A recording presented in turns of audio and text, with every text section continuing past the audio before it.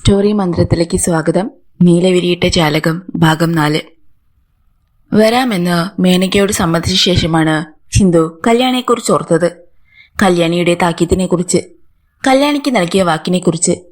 ഇനി മേലിൽ മേനകയെ സന്ദർശിക്കില്ലെന്നായിരുന്നു വാക്ക്. മേനകയ്ക്കും വാക്ക് കൊടുത്തുപോയി. വൈകുന്നേരം ചെന്നുകൊള്ളാമെന്ന്. എന്തിനായിരിക്കും മേനക തന്നെ വിളിച്ചത്? എന്തോ സഹായം ആവശ്യമുണ്ടെന്നാണ് പറഞ്ഞത്. എനിക്ക് ആശ്രയിക്കാൻ മറ്റാരുമില്ലഞ്ഞിട്ടാണ്. മേനക പറഞ്ഞത് ശരിയാണോ? മേനകയ്ക്ക് ആശ്രയിക്കാൻ മറ്റാരുമില്ലേ? കല്യാണി പറഞ്ഞത് രാത്രികളിൽ അവരുടെ കൊട്ടാര കവാടത്തിൽ വിദേശി കാറുകളും സ്റ്റേറ്റ് കാറുകളും എത്താറുണ്ടെന്നാണ്. എന്നിട്ടും ആശ്രയിക്കാൻ മറ്റാരുമില്ലത്രേ. തന്നെ ഏതെങ്കിലും ചതിയിൽപ്പെടുത്താൻ മേനക കള്ളം പറഞ്ഞതാവുമോ? വളരെ എളുപ്പം താൻ സമ്മതിക്കുകയും ചെയ്തു. എന്തുകൊണ്ടോ മേനകയ്ക്ക് തന്നെ ശക്തിയായി സ്വാധീനിക്കാൻ കഴിയുന്നു. ഏകാകിനിയും അപവാദിനിയുമായ ഒരു സ്ത്രീയോട് തോന്നുന്ന സഹാനുഭൂതിയാണോ? അതോ ആ അത്ഭുത സൗന്ദര്യത്തിലുള്ള ഭ്രമമോ? രണ്ടുമുണ്ടാവാം. ഏതായാലും അവൾ വിളിച്ച ഉടൻ വരാം എന്ന് സമ്മതിച്ചത് ആന മഴത്തരമായി പോയി. ഇനി നിഷേധിക്കാൻ പറ്റില്ല, പോകാതിരിക്കാൻ പറ്റില്ല. എന്തുകൊണ്ട് പറ്റില്ല? എന്തെങ്കിലും ഒരു എക്സ്ക്യൂസ് പറഞ്ഞാൽ മതിയല്ലോ. കല്യാണിക്ക് നൽകിയ വാക്ക് തെറ്റിക്കാനില്ല. മേനകയെ കാണാൻ പോകുന്നത് ഏതെങ്കിലും വിധത്തിൽ കല്യാണി അറിഞ്ഞാൽ ആ ബന്ധം തന്നെ തകർന്നെന്ന് വരും. പെട്ടെന്ന് പിണങ്ങുന്നവളാണ് കല്യാണി. അത്ര തന്നെ പെട്ടെന്ന് ഇണങ്ങാനും മടിക്കില്ലെങ്കിലും. എന്നാൽ താൻ അവളുടെ താക്കീത് അവഗണിച്ചുകൊണ്ട് അവൾ അറിയാതെ സുന്ദരിയായ ഒരു സ്ത്രീയെ സന്ദർശിച്ചാൽ അവളത് പൊറുക്കേണ്ടതുണ്ടോ? ആ സ്ത്രീ ഒരുപാട് കറുത്ത കഥകളുടെ ഉടമസ്ഥയാണെന്ന് ഓർക്കേണ്ടതുണ്ട്. കല്യാണി മറ്റൊരു പുരുഷനിൽ താല്പര്യം കാണിച്ചാൽ തനിക്കത് മാപ്പാക്കുവാൻ സാധിക്കുമോ? വേണ്ട, മേനകയെ കാണാൻ പോണ്ട. പക്ഷെ മേനക തന്നെ കാത്തിരിക്കും. എന്ത് സഹായമാണോ അവൾ തന്നിൽ നിന്ന് ആഗ്രഹിക്കുന്നത്? അവർക്കെന്തെങ്കിലും അപകടം? മറ്റാരും ആശ്രയമില്ല എന്ന് പറഞ്ഞപ്പോൾ ആ സ്വരം വിതുമ്പിയിരുന്നോ? കല്യാണി പറഞ്ഞത് ശരിയെങ്കിൽ മേനകയ്ക്ക് പല ഉന്നതന്മാരുടെയും സഹായമുണ്ട്. എന്നിട്ടും ആശ്രയിക്കാൻ മറ്റാരുമില്ലെന്ന് പറഞ്ഞതെന്തേ? അങ്ങനെ ചില സ്ത്രീകളെക്കുറിച്ച് കേട്ടിട്ടുണ്ട്. വില കൂടിയ വേശ്യകളായിരിക്കും ഏറെയും. ലോകം മുഴുവൻ അവരുടെ കാൽച്ചുവട്ടിലുണ്ടാകും. പാദസേവകരുടെ ഒരു സംഘവും ചുറ്റും കാണും. എങ്കിലും ഉള്ളിന്റെ ഉള്ളിൽ അവർ തനിച്ചായിരിക്കും. വിശ്വസിക്കാനും സ്നേഹിക്കാനും ആശ്രയിക്കാനും ആരുമുണ്ടാവില്ല. മേനകയുടെ അവസ്ഥയും അതാണെങ്കിലോ? അങ്ങനെയാണെങ്കിൽ പോലും വഴിതെറ്റിയ ഒരു സ്ത്രീയോട് സഹതപിക്കാൻ തനിക്കാവില്ല. തന്റെ തത്വത്തിൽ സ്വേച്ഛ പ്രതികാരമല്ലാതെ സ്ത്രീ ഒരിക്കലും വഴിതെറ്റാറില്ല. സ്വയം അറിയാതെ തെറ്റിയാലും മനസ്സിൽ നന്മയുടെ പ്രകാശമുള്ളവൾ വളരെ പെട്ടെന്ന് തിരികെ വരും. അഴുകുചാലിലെ ജീവിതം അവിടെ എത്തിച്ചേരാനായി ജനിച്ചവർക്ക് മാത്രമേ സ്വീകാര്യമാവൂ. എന്നാൽ കല്യാണി പറഞ്ഞ പ്രകാരമുള്ള ഒരു ചീത്ത സ്ത്രീയാണോ മേനക? അങ്ങനെ കരുതാൻ കഴിയുന്നില്ല. സൗന്ദര്യവും മാദകത്വവും മാത്രമല്ല മേനകയുടെ മുഖംമൂടി. ആ കണ്ണുകളിൽ സ്നേഹത്തിന്റെ ആർദ്രതയും ആഭിജാത്യത്തിന്റെ തിളക്കവും കാണാം. അവൾ ഒരു പിഴച്ച സ്ത്രീയാണെന്ന് ആ മുഖം അടുത്ത് കണ്ടിട്ടുള്ള ആർക്കും വിശ്വസിക്കാനാവില്ല. ഒരു പക്ഷേ കല്യാണിക്ക് ലഭിച്ച അറിവ് തെറ്റായിരിക്കാം. ആ കഥകളിക്കാരി ഒരു അപവാദ പ്രചരകയാവാം. അതല്ലെങ്കിൽ ആ സ്ത്രീ മേനകയെ തെറ്റിദ്ധരിച്ചതുമാവാം. സത്യം ചിലപ്പോഴെങ്കിലും കെട്ടുകഥകളെക്കാൾ വിചിത്രമാവാറുണ്ടെന്ന് കേട്ടിട്ടുണ്ടല്ലോ. അപ്പോൾ തന്റെ നിഗമനം എവിടെയാണ് ചെന്ന് നിൽക്കുന്നത്? മേനക പരിശുദ്ധിയായിരിക്കാമെന്നെടുത്തോ? ചിന്തു വന്ന് അല്പം നേരത്തെ സ്റ്റേഷനിൽ നിന്ന് പുറത്തു കടന്നു. സമയം ആഴ്ചപ്പതിപ്പിന്റെ ഗേറ്റിലെത്തിയപ്പോൾ 5 ആയിട്ടില്ല. എഡിറ്റോറിയലിൽ എത്തുമ്പോൾ കല്യാണി ജിജോയുമായി പൊരിഞ്ഞ യുദ്ധത്തിലാണ്. അച്ചായ നോക്കിക്കോ, ഞാൻ ആ ഫീച്ചർ അതേപടി കൊടുക്കും. എന്റെ റിപ്പോർട്ടിലെ ഒരക്ഷരം തിരുത്താൻ പറ്റില്ല. ഇത് പ്രായത്തിന്റെ ആവേശമാ കുട്ട, നോട്ട് ഗുഡ്. സ്വതസിദ്ധമായ ശൈലിയിൽ ജിജോയുടെ ഉപദേശം. കല്യാണി നല്ല കുടുംബത്തിലൊരു പെങ്കൊച്ച, അടുത്തു തന്നെ കെട്ടിപ്പോകാൻ പോകുന്നവൾ. കാര്യം പോലീസ് സപ്പോർട്ടൊക്കെ ഉണ്ടെങ്കിലും വല്ലവനും വല്ല വഴിയിലും തനിച്ചു നിർത്തി വല്ല അക്രമത്തിനും തുനിഞ്ഞാൽ നാണക്കേടാ. തടഞ്ഞു നിർത്തുക മാത്രമല്ല, ചിലപ്പോ കിഡ്നാപ്പ് ചെയ്തുകൊണ്ട് പോയെന്നും വരും. മനോഹറിന്റെ വക. ഉവ്വ, വരട്ടെ. കല്യാണി വെല്ലുവിളിച്ചു. മുഖത്തിന്റെ ഷേപ്പ് ഞാൻ മാറ്റിവിടും. വല്ല വയസ്സൻ കവികളും വല്ല കാലത്തും സ്ത്രീ അബലയാണെന്ന് പാടിയിട്ടുണ്ടാകും. അത് കേട്ട ഓർമ്മയിലല്ല ആശാമാരി തട്ടിമൂളിക്കുന്നത്. അത് പണ്ട്. ഇത് പുതിയ പെണ്ണ, ലേഡി ഓഫ് 21st സെഞ്ച്വറി. പറഞ്ഞു തിരിഞ്ഞതും കല്യാണിയുടെ നോട്ടം ചെന്നുകൊണ്ടത് ചിന്തുവിന്റെ മുഖത്താണ്. ആ നിമിഷം തന്നെ ജിജോയും ചിന്തുവിനെ കണ്ടു. അല്ല, ആരിത്? നമ്മുടെ പോലീസ് സപ്പോർട്ടോ? ഇപ്പോഴങ്ങ് പറഞ്ഞ് നാവെടുത്തതേയുള്ളൂ. മുടിഞ്ഞ ഐസ്. ഇതിപ്പോഴൊരു പതിവാ. പറയുന്ന നേരത്തെ തന്നെ പ്രത്യക്ഷപ്പെടല്ലോ നമ്മുടെ Mrs. Sorry, miss Kalyani Menon. വായിച്ചു വരുത്തുന്നതോ മറ്റോ ആണോ? ഞഞ്ഞ. കല്യാണി ജിജോയുടെ നേർക്ക് കൊഞ്ഞനം കാട്ടി. അസൽ വളിപ്പ്. കേൾക്കാൻ ഒരു രസവുമില്ല. അച്ചായന്റെ ആ പെമ്പിള പോലും ഇത് കെട്ടി ചിരിക്കൂല. പിന്നെ ചിന്തുവിന്റെ നേർക്ക് തിരിഞ്ഞു. കേട്ടോളൂ, ഞാൻ ആദ്യമായി ഒരു കൊലപാതക ഫീച്ചർ റെഡിയാക്കി. നല്ല കറക്റ്റ് റേഷ്യോയിൽ. അതിലൂടെ ചില വമ്പന്മാർക്കൊക്കെ ഇട്ട് ചിലർ തോണ്ടു കൊടുത്തിട്ടുമുണ്ട്. കൊലപാതകം ആത്മഹത്യയാക്കിയ വില്ലന്മാരെ വിടാമോ? പക്ഷെ സാധനം വായിച്ചപ്പോൾ തുടങ്ങി ഇവിടെ ചിലർക്കൊക്കെ പേടികൊണ്ട് ഇരിക്കാൻ മേല. ഞാനൊന്നും അറിഞ്ഞില്ലേ രാമനാരായണ എന്ന മട്ടിലാണ് ജിജോ ഇരിക്കുന്നത്. എന്താ പാർട്ടി ഈ കേൾക്കുന്നതൊക്കെ? ചിന്തു ജിജോയുടെ അരികിലെത്തി. ജിജോ ഹസ്തദാനം നൽകി ചിന്തുവിനെതിരെയുള്ള ഇരിപ്പിടത്തിലിരുത്തിയിട്ട് സ്വകാര്യമായി അറിയിച്ചു. നിങ്ങളുടെ പെൺകുട്ടി ഉണ്ണിയാർച്ചയുടെയും ഝാൻസി റാണിയുടെയും ഒക്കെ ജനസിൽപ്പെട്ടവളാ. അഭിനന്ദിക്കാതെ ഒരു തരവുമില്ല. കണ്ടോ, എന്നെപ്പറ്റി എന്തൊക്കെയാ നുണ പറഞ്ഞു കൊടുക്കുക? കല്യാണി പരാതിപ്പെട്ടു. ഇതത്ര നല്ല പണിയല്ലോ അസേ. ഉടൻ ജിജോ വെളിപ്പെടുത്തി. കേട്ടോ മിസ്റ്റർ ചിന്തു, നിങ്ങളുടെ പെൺകുട്ടിയുടെ ഈ അസേവിളി എങ്ങനെ വന്നുവെന്നറിയണോ? ഈ പദം ആവർത്തിക്കുമായിരുന്ന മരിച്ചുപോയൊരു സിനിമാ നായകൻ ഉണ്ടായിരുന്നു. അയാളെ കല്യാണം കഴിക്കണമെന്നായിരുന്നു കല്യാണിക്കുട്ടിയുടെ കുഞ്ഞുനാളെയുള്ള ആശ. പക്ഷെ കല്ലു പ്രായപൂർത്തിയാകും മുമ്പേ അങ്ങേരുടെ ഏക മകന്റെ പോലും കല്യാണം കഴിഞ്ഞ് കുട്ടികളായി. അത് കേട്ട് ചിന്തു പൊട്ടിച്ചിരിക്കെ കല്യാണി ഒച്ചവെച്ചു.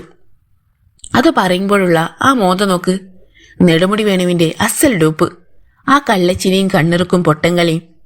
കല്യാണി ചിന്തുവിന്റെ കൈ കവർന്നു. വരൂ ചിന്തു, നമുക്ക് പോകാം. ബൈക്കിൽ വെച്ച് ചിന്തു കല്യാണിയോട് ചോദിച്ചു. ഒരു സംശയം, നിനക്ക് ആ ജിജോയുടെ എന്താ ഇത്ര കമ്പനി? ഞാൻ പലപ്പോഴും വാച്ച് ചെയ്തിട്ടുണ്ട്. എന്താ, അസൂയ തോന്നുന്നുണ്ടോ? അസൂയല്ല, രണ്ടിനെ ഞാൻ ശരിയാക്കും. നെടുമുടി വേണുവാണത്രേ. പെണ്ണ് അയാളെ നോട്ടമിട്ടിരിക്കുന്നതിന് മറ്റൊരു തെളിവും വേണ്ട. ദേ ചിന്തു, ഞാനൊരു കാര്യം പറഞ്ഞേക്കാം. കല്യാണിയുടെ സ്വരം മാറി. കേൾക്കട്ടെ. ജിജോ സാർ മാത്രമല്ല, എന്റെ സഹപ്രവർത്തകരെല്ലാം എന്റെ നല്ല ചങ്ങാതിമാരാ. വിശ്വസിക്കാനാവുമെങ്കിൽ അല്പം കൂടി തെളിച്ചു പറയാം. അവരിൽ ജിജോ സാർ എനിക്ക് എന്റെ സ്വന്തം ഏട്ടനാ. സമയത്തിൽ ചെന്ന നാൾ മുതൽ സതുപദേശങ്ങളെ തരൂ. ഒരേട്ടന്റെ വാത്സല്യവും കരുതലും കുസൃതിയും എല്ലാം ഉണ്ട്. എനിക്ക് ഒരേട്ടന്റെ സ്നേഹം വേറെ കിട്ടിയിട്ടില്ല. കല്യാണിയുടെ സ്വരം ഒന്ന് പതറി. 100% ജെന്റിൽമാൻ. ഒന്നുകൂടി അറിയുന്നത് നല്ലതാണ്. പുള്ളിക്കാരന് ഒരു നല്ല ഭാര്യയുണ്ട്. Happy home. ചിന്തു മിണ്ടിയില്ല. കല്യാണി തുടർന്നു. അതായത് ചിന്തുവിനോട് മേനക ഉണ്ണിയോട് തോന്നിയ ഭ്രമമൊന്നും എനിക്ക് ജിജ സാറിനോടോ അദ്ദേഹത്തിന് എന്നോടോ തോന്നിയിട്ടില്ലെന്ന് സാരം. ഇനി തോന്നാനും പോകുന്നില്ല. മേനകയുടെ പരാമർശം ചിന്തുവിൽ ഒരു കുത്തേറ്റ പ്രതീതി ഉളവാക്കി. വിശേഷിച്ചും ഇന്ന് താൻ മേനകയെ കാണാൻ പോവുകയാണല്ലോ. ഉടൻ ചിന്തു തന്നോട് തന്നെ ചോദിച്ചു. അതെയോ, താൻ മേനകയെ സന്ദർശിക്കാൻ തീരുമാനിച്ചു കഴിഞ്ഞുവോ? ഗോപാലപുരത്തിന് പോകുന്നതിന് വേണ്ടിയല്ലേ താൻ ഇത്ര നേരത്തെ സ്റ്റേഷനിൽ നിന്ന് പുറപ്പെട്ടത്? കഴിയും നേരത്തെ കല്യാണിയെ വീട്ടിലെത്തിക്കാൻ നോക്കുന്നതും അതിനു വേണ്ടി തന്നെ. എന്താ ഇത്ര പെട്ടെന്ന് ഓഫായോ? ചിന്തുവിൽ നിന്ന് മറുപടിയൊന്നും ഉണ്ടാകാഞ്ഞപ്പോൾ കല്യാണി ആരാഞ്ഞു. അപ്പോഴും ചിന്തു ശബ്ദിച്ചില്ല. വണ്ടി പറക്കാൻ തുടങ്ങി. എന്താ ഇന്ന് ചിന്തുവിന് എന്തോ തിടുക്കം പോലെ? തിടുക്കമുണ്ട് എന്ന് പറഞ്ഞാലോ? ചിന്തു ആലോചിച്ചു. അപ്പോൾ പിന്നെ എന്തെങ്കിലും കാരണം പറയേണ്ടി വരും. എന്തെങ്കിലും നുണ വേണം പറയാൻ. പിന്നീട് അത് നുണയായിരുന്നുവെന്ന് കല്യാണി അറിഞ്ഞാൽ? വേണ്ട, തിടുക്കമൊന്നുമില്ല എന്ന് അറിയിക്കാൻ ചിന്തു വണ്ടിയുടെ വേഗം കുറച്ചു. കല്യാണിയുടെ വീട്ടിലെത്തിയപ്പോൾ ഇരിപ്പുമുറിയിൽ അവളുടെ അച്ഛനും അമ്മയും 28 കളിക്കുകയായിരുന്നു. ചിന്തു കൂടി ഇരിക്കെ രാമൻമേനോൻ നിർബന്ധിച്ചു.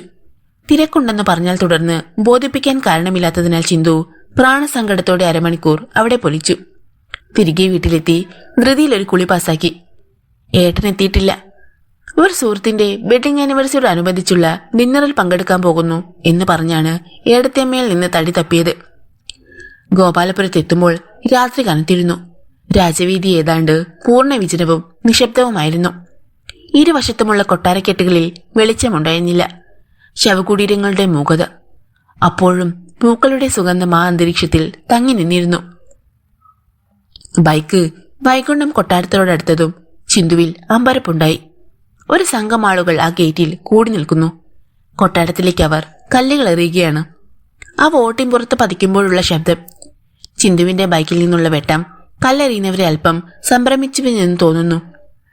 ബൈക്ക് ഗേറ്റിൽ വന്നു നിന്നതും ആൾക്കൂട്ടം ഒരു വശത്തേക്ക് ഓടിയകന്നു. അല്പനേരത്തേക്ക് എന്ത് ചെയ്യണമെന്നറിയാതെ അവസ്ഥയിലായി ചിന്തു. അവരെ പിന്തുടരുന്നത് കൊണ്ട് പ്രയോജനമൊന്നുമില്ലെന്ന് ചിന്തുവിന് തോന്നി. മേനകയെ വേശ്യയായി കരുതുന്നവരും ഗോപാലപുരത്തുണ്ടല്ലോ. വേശ്യകളെ എറിയാനായി സൃഷ്ടിക്കപ്പെട്ടതാണല്ലോ കല്ലുകൾ.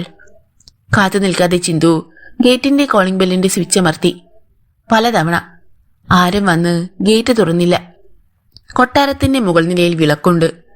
ചിന്തു ഉയരമുള്ള ആ ഗേറ്റിന്റെ അഴികളിൽ പിടിച്ചു കയറി അപ്പുറത്തേക്ക് ചാടി. മേനയ്ക്ക് വിളിച്ചിട്ടാണ് താൻ വന്നതെന്ന ധൈര്യമായിരുന്നു ചിന്തുവിന്. നേരെ പ്രധാന വാതിൽക്കലേക്കാണ് ചിന്തു നടന്നത്. അതിന്റെ കതകുകൾ മലർക്കെ തുറന്നു കിടക്കുകയാണ്. തെല്ലാലോചിച്ച് നിന്നിട്ട് ചിന്തു മെല്ലെ വലതുകാൽ ഉയർത്തി അകത്തേക്ക് വെച്ചു.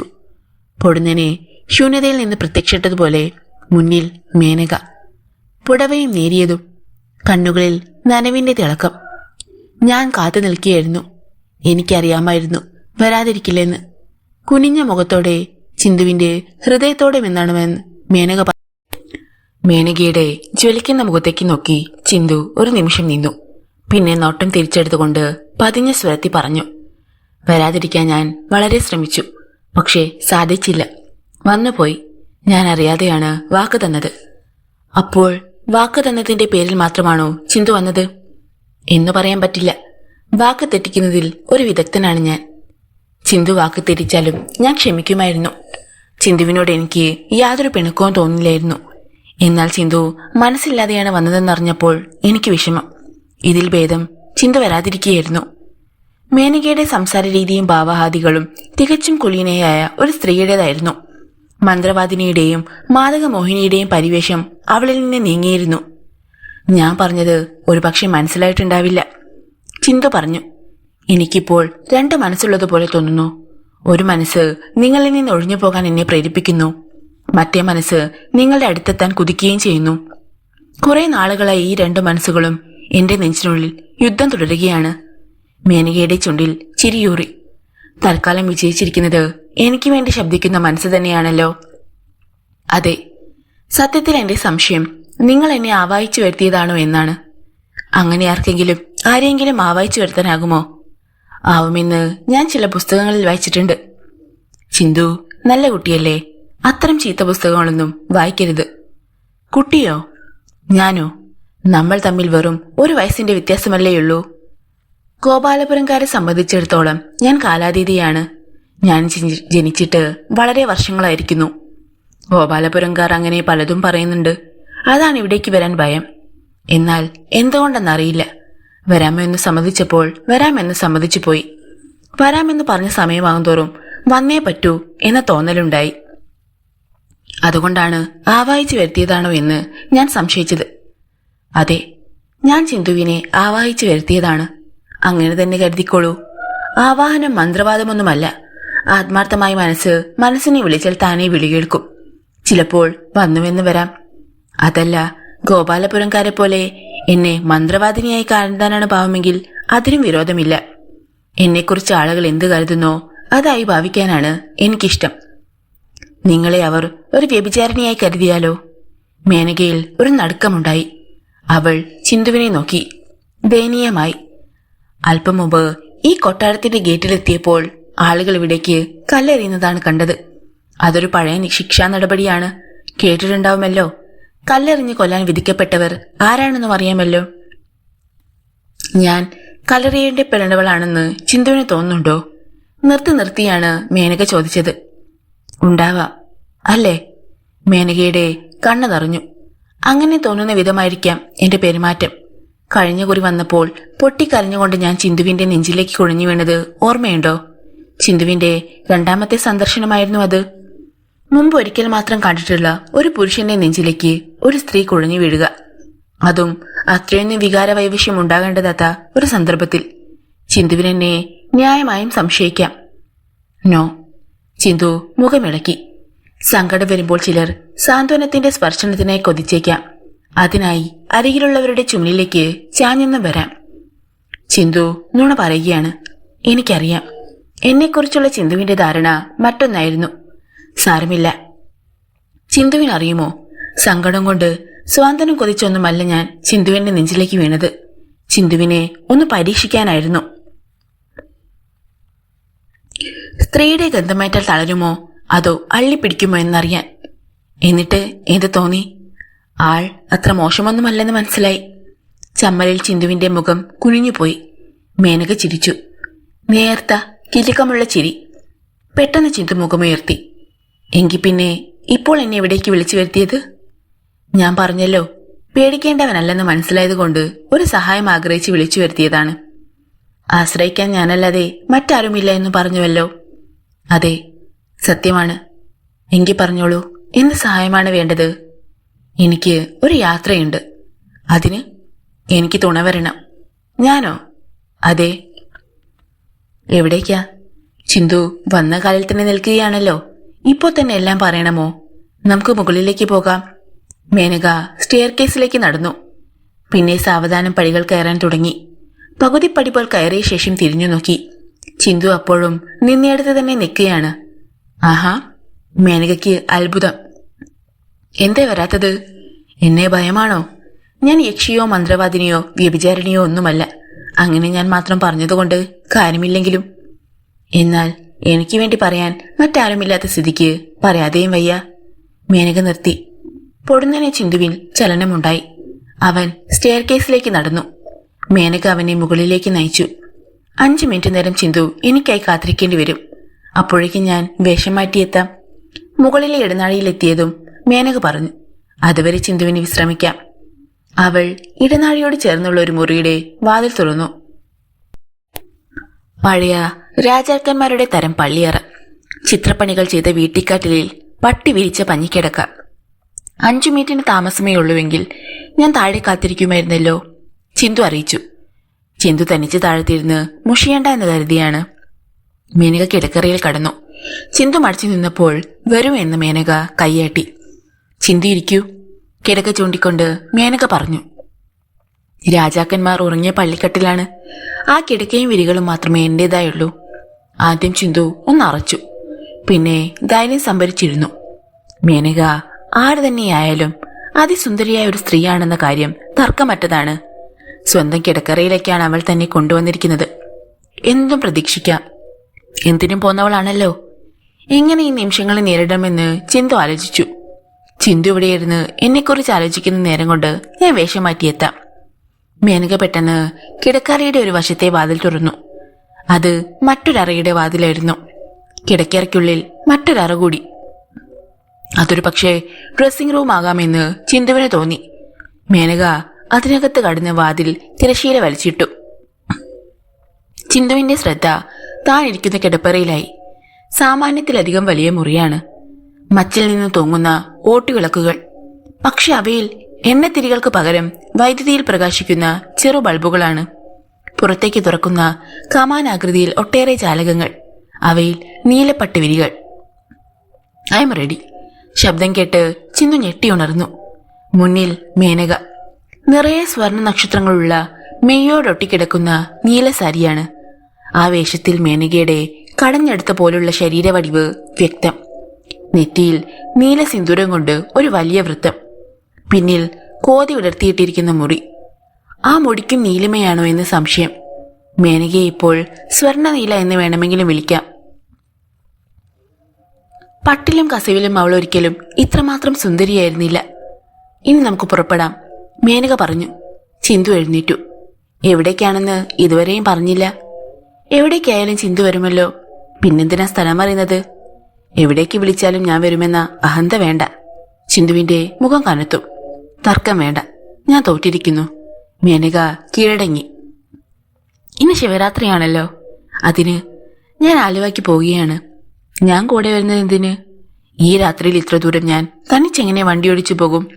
കഴിഞ്ഞ വർഷം വരെ മുത്തശ്ശന്റെ കാര്യസ്ഥനായിരുന്ന തിരുമുൽപ്പാട് അമ്മാമ്മ വരുമായിരുന്നു എന്റെ തുണയ്ക്ക്. തലേനാൾ തന്നെ ആളെത്തും. ഇനി മുതൽ അദ്ദേഹം ഉണ്ടാവില്ല. അതെന്തേ? 4 മാസം മുമ്പ് മരിച്ചുപോയി. ഒരു നിമിഷത്തെ നിശബ്ദത. പിന്നെ ചിന്തു ചോദിച്ചു, എല്ലാ വർഷവും ശിവരാത്രിക്ക് ആലുവയിൽ പോകുമോ? കഴിഞ്ഞ 5 വർഷമായി മുടങ്ങാതെ പോകുന്നുണ്ട്. അച്ഛനും അമ്മയ്ക്കും വേണ്ടി ബലിയിടാൻ. ഒരു ശിവരാത്രി നാളാണത്രേ രണ്ടാളും മരിച്ചത്. മുത്തശ്ശൻ പറഞ്ഞുള്ള അറിവാണ്. എനിക്ക് ഓർമ്മയെത്തും മുമ്പാണ് അത് സംഭവിച്ചത്. ഒരു മോട്ടോർ ആക്സിഡന്റ് ആയിരുന്നു. ദില്ലിയിൽ നിന്ന് ആ ദുരന്ത വാർത്ത പേർന്ന ടെലിഗ്രാം മുത്തശ്ശനെ തേടിയെത്തത് ഒരു ശിവരാത്രി നാളാണത്രേ. മേനക ദീർഘമായി നിശ്വസിച്ചു. ചിന്തുവിന് അത്ഭുതമായി.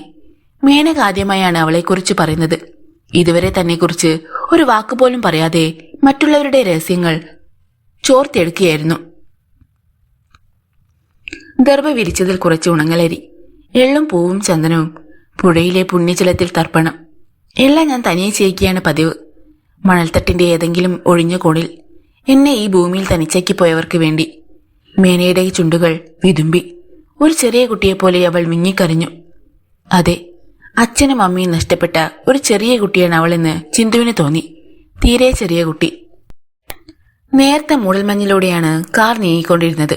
മേനക തന്നെയാണ് ഡ്രൈവ് ചെയ്തിരുന്നതും. വഴിയിൽ വാഹനങ്ങൾ കുറവ്. നഗരം ഏതാണ്ട് വിജനമാവുകയാണ്. മേനകയോടൊപ്പം ഈ യാത്ര വേണ്ടിയിരുന്നില്ലെന്ന് ചിന്തുവിന് തോന്നി. തനിക്ക് വളരെ പരിചിതമായ നഗരമാണ്. തന്നെ ഈ നഗരത്തിനു പരിചയമാണ്. ആദ്യ പോസ്റ്റിംഗ് ഇവിടേക്കായിരുന്നല്ലോ. അതിസുന്ദരിയായ ഒരു യുവതിയോടൊപ്പം താൻ ഈ വൈകിയ രാത്രിയിൽ യാത്ര ചെയ്യുന്നത് ആരെങ്കിലും കണ്ടാൽ? മേനക ഉണ്ണി അറിയുന്നവർക്ക് കഥകൾ ചമയ്ക്കാൻ വകയുമായി. അതിലുപരി മറ്റൊരു ഭയവുമുണ്ട്. ആളുകൾ സംശയിക്കുന്നത് പോലെ മേനക അമാനുഷിക സിദ്ധികളുള്ളവളാണെങ്കിൽ രസം ചോർത്താൻ എത്തിയവൻ എന്ന ധാരണയിൽ അവൾക്ക് തന്നോട് പകയുണ്ടായിരിക്കും. ആ നിലയ്ക്ക് തന്നെ അപകടപ്പെടുത്താൻ അവൾ ശ്രമിച്ചെന്നും വരും. എന്നിട്ടും മേനകയിൽ നിന്നൊഴിയാൻ തനിക്ക് കഴിഞ്ഞില്ല. ചിന്തു എന്താണ് ആലോചിക്കുന്നത്? മേനക ചോദിച്ചു. വെറുതെ. എന്നെക്കുറിച്ചല്ലേ? അതെ, ചിന്തു സമ്മതിച്ചു. മാതാപിതാക്കൾ ദില്ലിയിലായിരുന്നതുകൊണ്ട് മേനക ജനിച്ചതും അവിടെയായിരിക്കുമല്ലോ. അതെ, ജനിച്ചതും വളർന്നതും എന്റെ യൗവനത്തിന്റെ ആദ്യ നാളുകളും അവിടെയായിരുന്നു. അച്ഛനും അമ്മയും മരിച്ച ശേഷം എങ്ങനെ ദില്ലിയിൽ തങ്ങി? കൊച്ചച്ഛനുണ്ടായിരുന്നു. കൊച്ചച്ഛനോടും ചെറിയമ്മയോടും ഒപ്പമാണ് ഞാൻ താമസിച്ചിരുന്നത്. ചോദ്യങ്ങളിൽ നിന്നും തന്ത്രപൂർവ്വം വഴുതി മാറിയിരുന്ന മേനക ഇപ്പോൾ വളരെ ശാന്തമായും വിശദമായും മറുപടി നൽകുന്നത് ചിന്തുവിനെ വിസ്മയപ്പെടുത്തി. ഒരു പക്ഷേ ഈ പറയുന്നതെല്ലാം കളവാണെങ്കിലോ? മേനക ഉണ്ണി ഗോപാലപുരം കോവിലകവുമായി രക്തബന്ധമുള്ളവളാണെന്നാണ് കേട്ടിരുന്നത്. 50-ലധികം വർഷങ്ങൾക്ക് മുമ്പ് ഗോപാലപുരത്തു നിന്നും വടക്കുള്ള ചന്ദന്നൂർ കോവിലകത്തേക്ക് രക്ഷപ്പെട്ടവൾ. രവിവർമ്മ തമ്പുരാൻ പറഞ്ഞ ആ കഥ ശരിയല്ലെന്നുണ്ടോ? അല്ലെങ്കിൽ ഗോപാലപുരത്തു നിന്നും 50 വർഷം മുമ്പ് മുങ്ങിയ മേനക മറ്റൊരുവളായിരിക്കുമോ? പ്രായവ്യത്യാസം നിൽക്കുമ്പോൾ അങ്ങനെ സംശയിക്കേണ്ടിയിരിക്കുന്നു. മേനകയോട് ആൽക്കും തോറും അവൾ ഒരു ചെറിയ യുവതിയാണെന്ന് ഉറപ്പാവുകയാണ്. ഗോപാലപുരത്തു നിന്നും 50 വർഷം മുമ്പ് പലായനം ചെയ്ത മേനക ഉണ്ണിവർമ്മയുടെ മകളായ മേനക ഇതല്ല. ഒരുപക്ഷെ അവർ ഇന്ന് വൃദ്ധയായി ചന്ദന്നൂർ കോവിലകത്ത് ജീവിച്ചിരിക്കുന്നുണ്ടാവും. അന്വേഷിച്ചിട്ടപ്പെടാവുന്ന കാര്യമാണത്. ചന്ദന്നൂർ കോവിലകത്ത് മേനക ഉണ്ണി എന്ന മധ്യവയസ്ക ജീവിച്ചിരിക്കുന്നുണ്ടെങ്കിൽ തീർച്ചയായും ഇവൾ മറ്റൊരു മേനകയാണ്. അങ്ങനെയെങ്കിൽ ഇവൾ പറയുന്നതെല്ലാം സത്യവുമാണ്. അതല്ല, ഇവൾ ആ പഴയ മേനക തന്നെയാണെങ്കിൽ ദില്ലിയിൽ ജനിച്ചുവെന്നും ഒരു ശിവരാത്രി നാൾ അച്ഛനമ്മമാർ ഒരു മോട്ടോർ ആക്സിഡന്റിൽ മരിച്ചുവെന്നും കൊച്ചച്ഛനോടും ചെറിയമ്മയോടൊപ്പം ദില്ലിയിൽ താമസിച്ചിരുന്നുവെന്നതും പറയുന്നത് പച്ചക്കള്ളമാണ്. ആലുവ പുഴയോരത്ത് ബലിയിടാൻ പോവുകയാണെന്നും. എങ്കിൽ മേനക ഉണ്ണി എന്ന മായക്കാരി തന്നെ കൊല്ലാൻ കൊണ്ടുപോവുകയാണ്. മേനകയുടെ അച്ഛന്റെ പേര്? പെട്ടെന്ന് ചിന്തു ചോദിച്ചു. പേരിൽ എന്തിരിക്കുന്നു? എന്നാലും പറയാം. വിനയചന്ദ്രൻ. തമ്പുരാനാണോ? അല്ല, അദ്ദേഹത്തിന് ഉണ്ണിരാമവർമ്മ എന്നുകൂടി പേരുണ്ടോ? മേനക ചെറുചെരിയോടെ ചിന്തുവിനെ നോക്കി. പിന്നെ മുഖം തിരിച്ച് ഡ്രൈവിംഗിൽ ശ്രദ്ധിച്ചു. തന്റെ ചോദ്യം മേനകയിൽ നടുക്കമൊന്നും ഉണ്ടാക്കിയില്ല എന്നത് ചിന്തുവിന് വിസ്മയമായി. ഒരു പക്ഷേ മേനകയെ ഉണ്ണിരാമവർമ്മയുടെ മകളായി ഗോപാലപുരംകാർ തെറ്റിദ്ധരിച്ചിരിക്കുന്ന വിവരം അവൾക്കും അറിയാമായിരിക്കാം. അതോ മേനക ഉണ്ണിരാമവർമ്മയുടെ മകൾ തന്നെയോ? ഉള്ളിലെ അമ്പരപ്പ് മനഃപൂർവ്വം ഒളിച്ചു വെച്ചിരിക്കുകയാണോ? അമ്മയുടെ പേര്? ചിന്തു ചോദിച്ചു. അപർണ. ബംഗാളിയാണ്. അച്ഛൻ മലയാളി ഡോക്ടർ, അമ്മ ബംഗാളി നഴ്സ്. അങ്ങനെയാണ് അവർ ഒന്നിച്ചത്. മുത്തശ്ശന്റെ ആശീർവാദത്തോടെ തന്നെ. ഗോപാലപുരം കോവിലകത്തെ രവിവർമ്മ തമ്പുരാൻ പറഞ്ഞ കഥയുമായി കഥയ്ക്ക് അല്പം സാദൃശ്യമുണ്ടല്ലോ എന്ന് ചിന്തു ഓർത്തു. രവിവർമ്മ തമ്പുരാൻ കഥയിലെ മേനക ഉണ്ണിരാമവർമ്മയ്ക്ക് ഒരു നായർ സ്ത്രീയിൽ ഉണ്ടായ ഒരുവളാണ്. സ്വന്തം കഥയിൽ മേനക മലയാളി ഡോക്ടറുടെയും ബംഗാളി നഴ്സിന്റെയും മകളാണ്. ആദ്യത്തേത് ഇന്റർകാസ്റ്റ് മാരേജ്, അടുത്തത് ഇന്റർ സ്റ്റേറ്റും. അപ്പം മേനക പഠിച്ചതും ദില്ലിയിലായിരിക്കുമല്ലോ. ഡ്രൈവിംഗിനിടയിൽ അതേ എന്ന് മേനക തലയാട്ടി. അങ്ങനെയെങ്കിൽ ചന്ദന്നൂർ കോവിലകവുമായി ഒരു ബന്ധവും കാണുകയില്ലല്ലോ. ഇത്തവണ ആ മുഖത്ത് അമ്പരപ്പുണ്ടായി. ചന്ദന്നൂർ കോവിലകമോ? വടക്കുള്ളൊരു കോവിലകമാണ്. അവിടമായി എനിക്ക് ബന്ധമുണ്ടെന്നാണ് ഗോപാലപുരംകാരുടെ പ്രചരണം. ഒന്ന് പുഞ്ചിരിച്ചതല്ലാതെ ചിത്തു മറുപടി പറഞ്ഞില്ല. യഥാർത്ഥത്തിൽ ഗോപാലപുരത്തുള്ളവർ എന്നെ സഹായിക്കുകയാണ്. ഞാൻ എന്താണോ അതവർക്കറിയില്ല. എനിക്ക് എന്നെ ഇവിടെ ഒളിച്ചു വെക്കാൻ കഴിയുന്നു. എന്നെ ഇവർ മറ്റാരോയാണ് കാണുന്നത്. ചിന്തു അത്ഭുതത്തിൽ മേനകയെ നോക്കിയിരുന്നു. ദില്ലിയേക്കാൾ എനിക്കിഷ്ടം ഗോപാലപുരമാണ്. സംശയാലുക്കളും എളുപ്പം തെറ്റിദ്ധരിക്കുന്നവരുമാണെങ്കിലും മനുഷ്യർ ശുദ്ധരും നല്ലവരുമാണ്. പൂർണ്ണത്രയീശി ക്ഷേത്രത്തിന് പ്രദക്ഷിണം വെക്കുമ്പോൾ ഞാൻ ശരിക്കും ശാന്തി അറിയുന്നുണ്ട്. ഗോപാലപുരത്തെ രാജവീതിയെയും അതിനിരുവശമുള്ള ജീർണിച്ച കൊട്ടാരങ്ങളെയും അതിനുള്ളിലെ പഴയ മനുഷ്യരെയും ഞാൻ സ്നേഹിക്കുന്നു. കാറ് നോർത്ത് ഓവർ ബ്രിഡ്ജിൽ കയറിയിരുന്നു. ചിന്തുവിന്റെ ശ്രദ്ധ പൊടുന്നതിനെ പുറത്തെ വേദിയിലേക്കായി. ഏതോ രാത്രി തീവണ്ടി പാളത്തിനിടയിലൂടെ അലറിക്കിതച്ച് നീങ്ങുന്നുണ്ട്. ഗോപാലപുരത്തെ വൈകുണ്ഠം കൊട്ടാരത്തിന്റെ മട്ടുപ്പാവിൽ ഇരുന്നു കൊണ്ട് ഞാൻ ദില്ലിയിലുള്ള കൊച്ചച്ഛന്റെ ഫ്ലാറ്റിനെ കുറിച്ച് ഓർക്കാറുണ്ട്. മേനക പറഞ്ഞു. എനിക്കവിടെ AC ഉള്ള വിശാലമായൊരു കിടക്കറ ഉണ്ടായിരുന്നു. എന്റെ പഠനമുറിയും അത് തന്നെയായിരുന്നു. രാത്രിയിൽ അത്താഴം കഴിഞ്ഞ് കൊച്ചച്ഛനും ചെറിയമ്മയും അവരുടെ ഒരേ ഒരു മകൾ നീതയും അവരുടെ കിടക്കറയിൽ കടന്ന് വാതിലടച്ചു കഴിഞ്ഞാൽ ഞാൻ അവിടെ തനിച്ചാണ്, തികച്ചും തനിച്ച്. ഞങ്ങൾക്ക് ഒരു പാചകക്കാരിയും സാധനങ്ങൾ വാങ്ങിക്കൊണ്ടുവരാൻ ഒരു സഹായിയും ഉണ്ടായിരുന്നുവെങ്കിലും അവർ രാത്രി സമയത്ത് ഫ്ലാറ്റിൽ കാണുകയില്ല. അതിരാവിലെ എത്തി രാത്രി 8 മണിയോടെ സ്ഥലം വിടുകയാണ് പതിവ്. നീതയുടെ ആംഗ്ലോ ഇന്ത്യൻ ആയയും പകൽ മാത്രമേ ഞങ്ങളൊപ്പം ഉണ്ടാവാറുള്ളൂ. രാത്രി തനിച്ച് ഒരു മുറിയിൽ ഉറങ്ങാൻ എനിക്ക് പേടിയായിരുന്നു. വളരും തോറും എന്റെ ഉറക്കം കുറഞ്ഞുകൊണ്ടിരുന്നു. ഭയവും അരക്ഷിതബോധവും വർദ്ധിക്കുകയും ചെയ്തു. കണ്ണുകൾ തകർന്ന് ഒന്ന് മയങ്ങിയാൽ അധികം വൈകും മുമ്പേ എന്തെങ്കിലും പേക്കിനാവ് കണ്ട് ഞാൻ ഉണരും. എത്ര ഉറക്കെ നിലവിളിച്ചാലും കൊച്ചച്ഛന്റെ മുറിയിലേക്ക് അതെത്തുകയില്ല. ചിന്തുവിന്റെ കണ്ണും കാതും വീണ്ടും മേനകയിലായി. മേനക തുടർന്നു. എനിക്കന്ന് 15 വയസ്സുണ്ട്. ആയിടെയാണ് കൊച്ചച്ഛൻ ഒരു കിളിക്കൂട് കൊണ്ടുവന്ന് ഞങ്ങളുടെ ഫ്ലാറ്റിന്റെ ഇടനാഴിയിൽ തൂക്കിയത്. കൂട്ടിനുള്ളിൽ നിറയെ വർണ്ണ ഭംഗിയുള്ള ചിറകുകളും ഇളം ചുവപ്പ് കൊക്കുകളുമുള്ള കുഞ്ഞു കിളികൾ. ചിന്തുവിനറിയോ, രാത്രിയിൽ പേടി വരുമ്പോൾ ഞാൻ ആ കിളിക്കൂടിന്റെ കീഴെ വന്ന് കിടക്കും.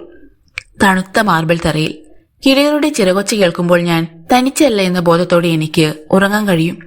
എങ്കിലും തനിച്ചാകാൻ വിധിക്കപ്പെട്ടവളായിരുന്നു ഞാൻ.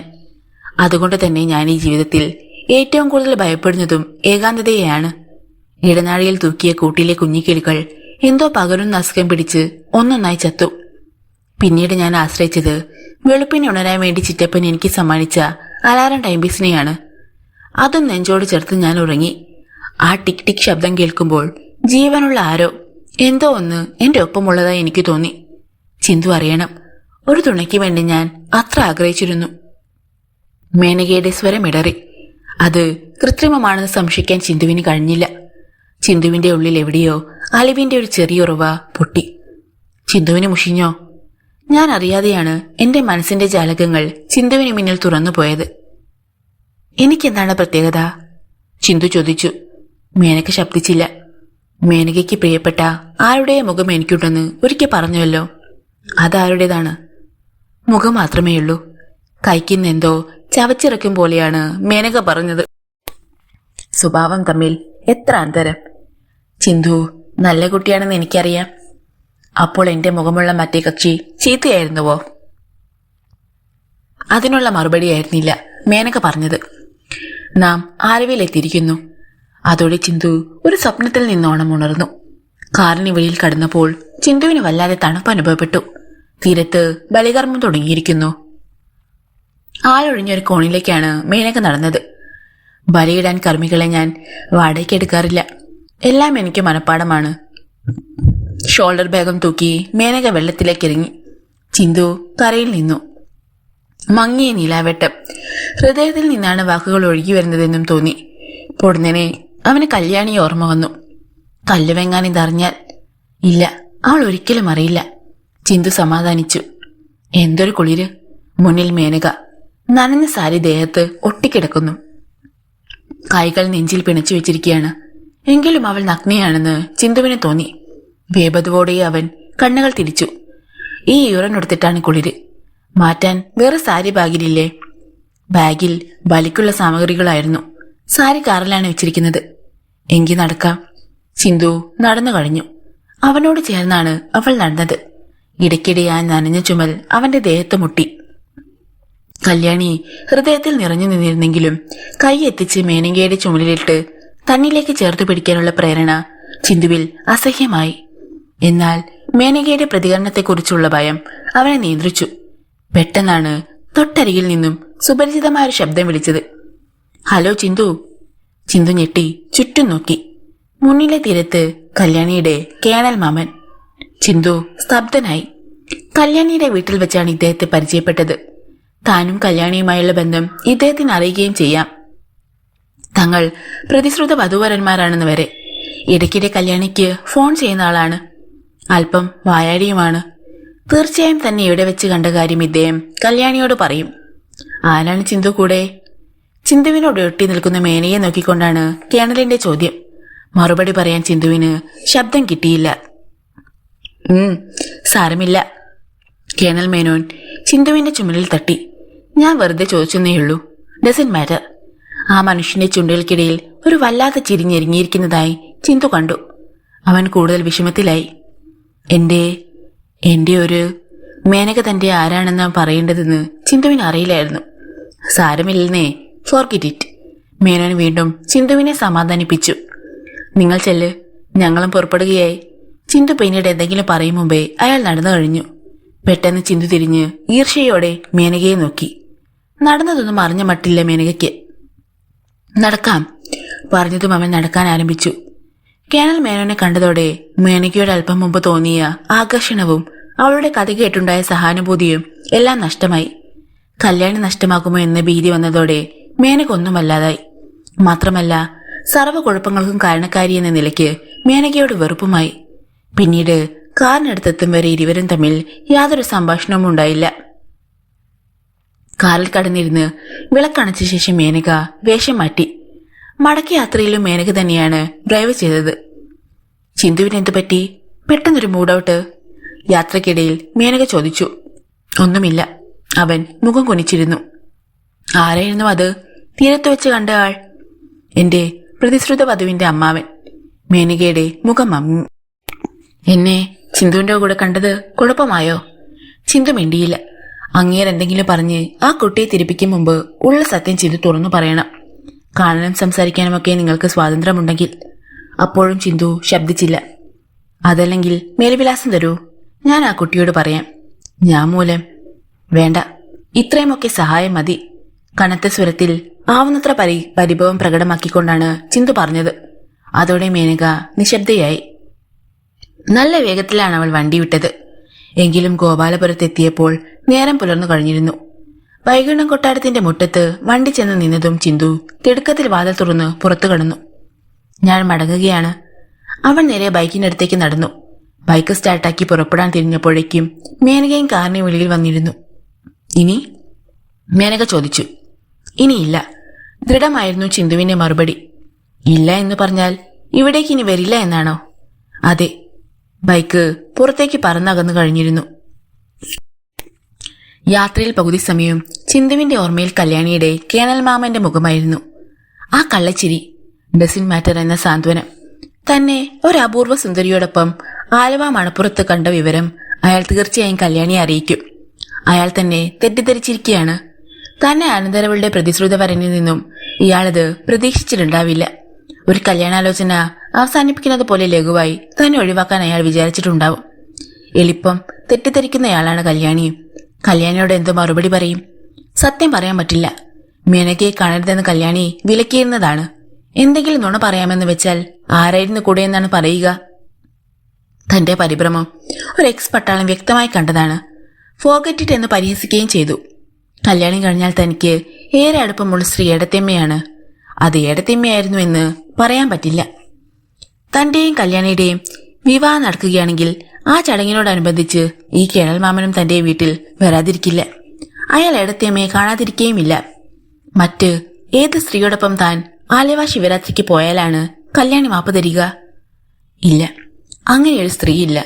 സത്യം പറയുകയെ നിവൃത്തിയുള്ളൂ. എന്നിട്ട് അവളുടെ കാല് പിടിക്കുക. ഇനി മേലാൽ മേനകയെ കാണില്ലെന്ന് മാത്രമല്ല, ഗോപാലപുരത്തു കൂടി കടന്നു പോകുക പോലുമില്ല. ആരുടെ പേരിൽ വേണമെങ്കിലും സത്യം ചെയ്യാം. ആദ്യം പൊട്ടിത്തെറിച്ചാലും ഒടുവിൽ കല്യാണി അലിയും. മേനക ഉപദേശിച്ചതുപോലെ ആ നശിച്ച പട്ടാളം വല്ല പാരയും വെക്കുന്നതിന് മുമ്പ് സർവം കല്യാണിയോട് തുറന്നു പറയുന്നതാണ് നല്ലത്.